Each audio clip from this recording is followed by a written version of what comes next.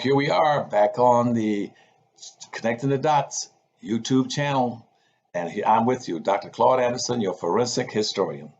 Today I want to talk about something that's very important also, because it brought to my mind some comments made about people about the United States Constitution, where they were saying that they got constitutional rights and blacks had constitutional rights. Let's get very specific for a second and cut the BS. That based on the basic Constitution of the United States, black people have never really had any substantive rights that they could pick up and acquire and use. Let's go back in history, because see, the Constitution was written specifically based on what white folk wanted to do with black folk in the country, and that was to use them as a labor class under a doctrine called the doctrine of unequal exchange. And when they first started bringing blacks into the country, they said straight up that black people should never be permitted to enjoy the fruits of white society. That was a cardinal rule. And to make sure that that stayed in effect, they put in effect they call a doctrine of unequal exchange. And so the Constitution was being considered. They met in Philadelphia, and they said, now we're going to put into place, start a whole new democracy in the world. Make the United States the cradle of democracy, where anybody around the world can come here and get all these freedoms and rights. And they said, and let's write that up. And Madison has suggested, and then they said, well, Benjamin Franklin had to say, I support that. And Thomas Jefferson said, I will write it. And George Washington, okay, fine, you write it up. And so they started writing the United States Constitution. And after that, and after the Declaration of Independence in 1776. So in 1779, they came and met in Philadelphia to put this thing together. They said, okay, here's what we're going to do. We're going to write a United States Constitution. And but say we got one problem though. The problem is that we're going to write this Constitution to be an inspiration for all the people in the world that can come here and get what we call the American dream, which means free labor and free land. And but to do that, we got a problem. We're going to take the land from the Indians. We're going to offer them free labor. But how do we do that? How do we write a constitution that's going to steal the Indian land and shut black folk down and make them 3/5 of a human being equal to a field animal and use them to enrich everybody but themselves? They said, so they met in Philadelphia, and for the first week of the meeting, with all these about 56 so-called people who leaders in the country are going to come together and write a constitution, they said, we got to resolve how we're going to do that, because we look like hypocrites if we're going to enslave all these black folk at the same time invite everybody else to come to the country to get everything and give these black folk nothing. How do we put that into a constitution? And so they met in that first week discussing this. How do we do it? And they said, well, first of all, let's close the doors and close the shutters on the windows so nobody can hear us. And they finally discussed it and argued about it. Yeah, we need to have this. We need to be open. We need to be the cradle of democracy.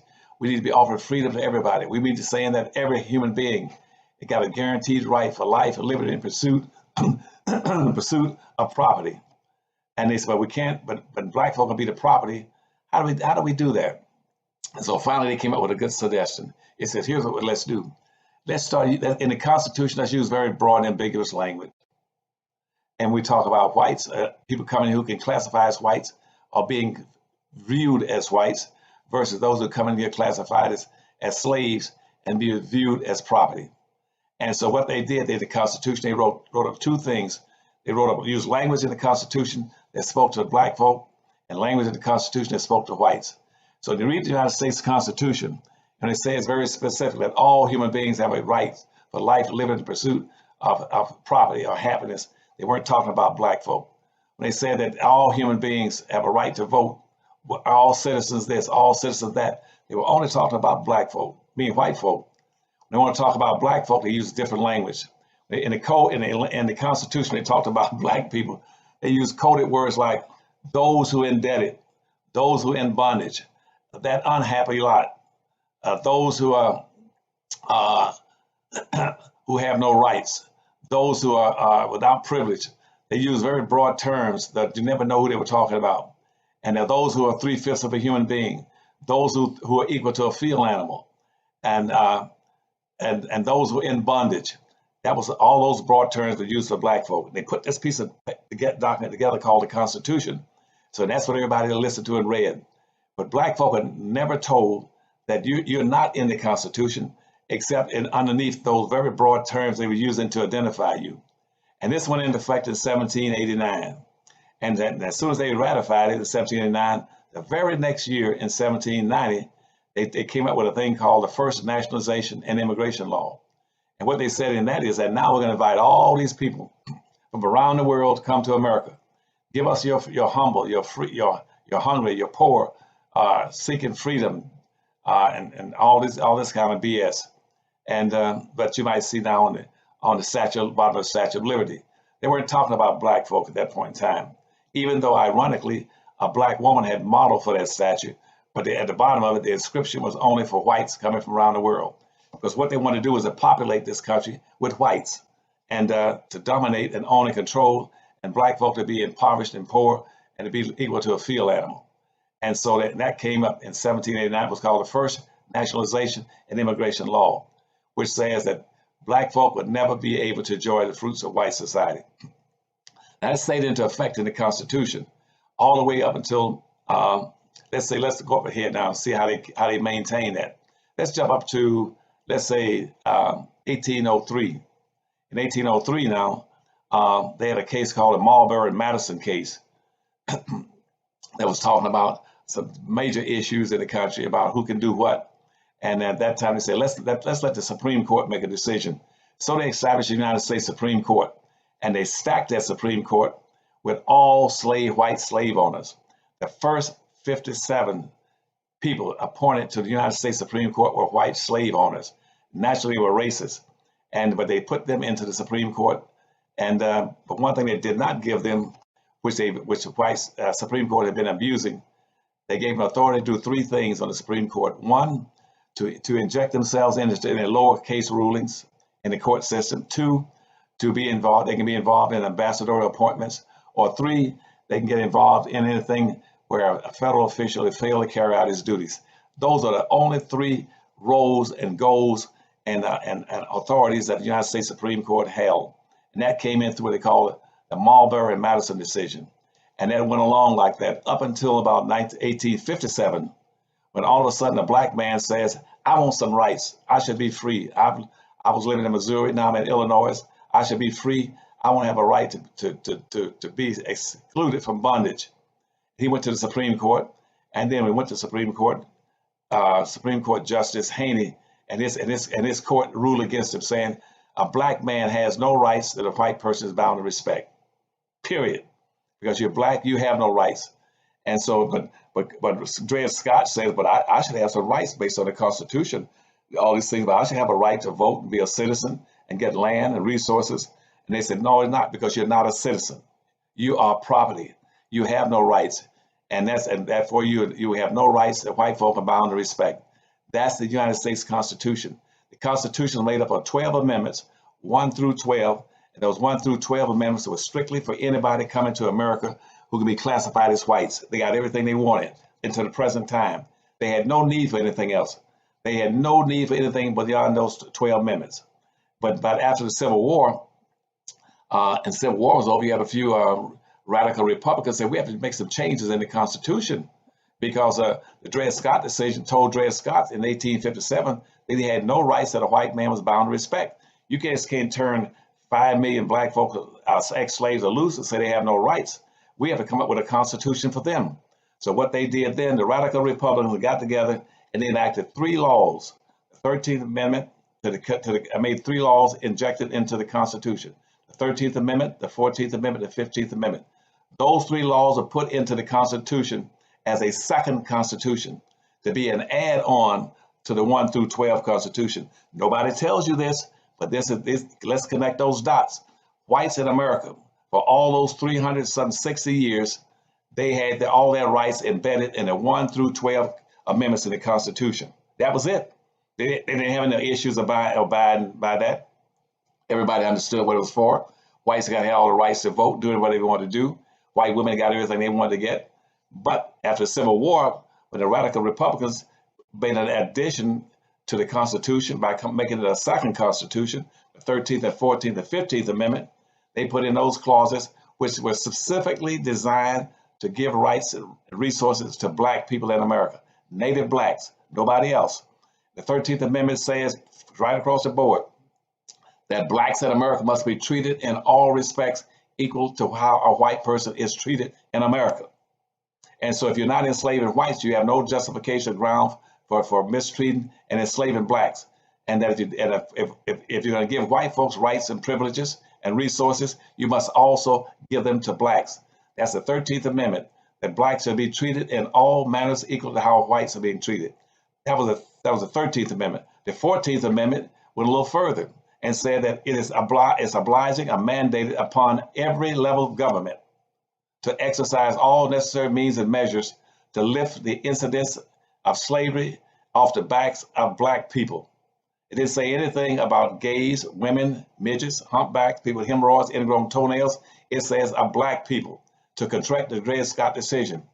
That's why you had Republicans, radical Republicans, stand up in the House of Representatives and say that in this country, only two things that a black person will ever be. They're either going to be free or they're going to be slaves. But to be free, they must minimally have 40 acres, a mule, and $100. And that's what the 13th and 14th Amendment is going to be about. And 15th Amendment. In addition to that, to make sure that this Dred Scott decision, which says a black man has no rights, get eradicated, we're going to also enact civil rights laws. They tried to write the 1865 Civil Rights Law and again in 1867, strictly and solely for black people. The civil rights laws in this country were put in a place only for black people, nobody else. Whites got all their civil rights in the 1st through the 12th. And all the immigrants coming in this country that are viewed and classified as whites got it in the 1 through 12. All Asians coming to this country, Hispanics and Arabs coming to this country who are classified as whites, they got their rights in the 1 through 12. Women got all their rights through the 1 through 12. Gays and homosexuals got their rights in the 1 through 12. But the 13th, 14th, and 15th Amendment was written strictly and solely for black people, period. Nobody else. And so, and that's what it was for. And what they said is that black folk must minimally have some access to some resources to be a competitive people. Now, that was in 1866, 1865. Now, by 1868, 69, some whites down in New Orleans from the meatpacking industry says, well, let's go out of the 1 through 12 amendment. Let's go over into the 13th and 14th Amendment and use all those amendments that's set aside for black folk. Why can't we use them? And so they filed a lawsuit in 1869 saying we want to be able to use all those amendments for black folk. And that was they went to the Supreme Court. They got into the Supreme Court. The Supreme Court made a major ruling in 1872 called the Slaughterhouse case, which says that no white person or anybody else is entitled to use the 13th, 14th, and 15th Amendment, and those civil rights laws was written strictly and exclusively for black people. That's called the Slaughterhouse case of 1872. And then later on in 1879, the Saunders case said the same thing, that the 13th and 14th and 15th Amendment civil rights laws were put in place to protect the ex-slaves in America, the black population. They should not be entered by anyone else and be misused, because if you let other people use it, that's how whites come up with this thing about if you're going to try to take back what we took from you, that's reverse discrimination. So that's why it's a joke to have all these other groups coming here being classified as immigrants and white immigrants, and again being able to use the 13th and 14th and 15th Amendment. That was strictly for black folk and ex-slaves. If they're not ex-slaves, Native Americans, ex-slaves, black Americans, ex-slaves, they have no entitlements of the 13th, the 14th, the 15th Amendment of the civil rights laws. Neither were women entitled to be under there. Women got all their rights. Women all the way through slavery. White women had all their rights. The only thing they didn't have in 1850 when they started the civil rights movement, and when they started rather the women's movement, they were looking for the right to vote. Why? Because they said we want to have a right to vote even if we don't own property. Because up until the end of the Civil War, or really up until the 1919, white women had to own property to vote. But white women who did own property have always had the right to vote. Even during slavery, white women had the right to vote if they were property owners. And so what I'm saying to you is that the immigration policies, the civil rights laws in this country have been misused and abused, and the primary perpetrator of that has been the United States Supreme Court. And here's what I'm saying about the United States Supreme Court. United States Supreme Court is a guardian of racism in this country. Their primary responsibility, all the way back since they were appointed in 1803, was to be able to misuse and guard and maintain slavery and the subordination of black folk in the country. And that is in violation of the 13th and 14th Amendment. The United States Supreme Court has no right to overrule anything pertaining to black folk in terms of rights, obligations, privileges, and reparations. They have no rights. Their rights are restricted to being in ambassadorial appointments and relieving people who have violated their oath of office in the federal government, in a federal job, or in a lowercase ruling. That's it. And so black folk need to understand and sort of reverting back and saying we're reclaiming our rights and privileges and recognition in the 13th and 14th Amendment and the civil rights laws. That's our laws, nobody else's. And cease and desist allowing anybody to come in this country saying that they have a right to the 13th and 14th and 15th Amendment and the civil rights laws. Those civil rights laws have been corrupted. They were corrupted all through history. They were corrupted in the 1960s when black folk again let everybody come in and proclaim them to be, say we're entitled to, we got 14th Amendment rights. We got rights to this and that. You don't. If you're not black, you had no rights. Anyway, that's connecting the dots for you. This is Dr. Claud Anderson signing off again this day for Tuesday on Connecting the Dots.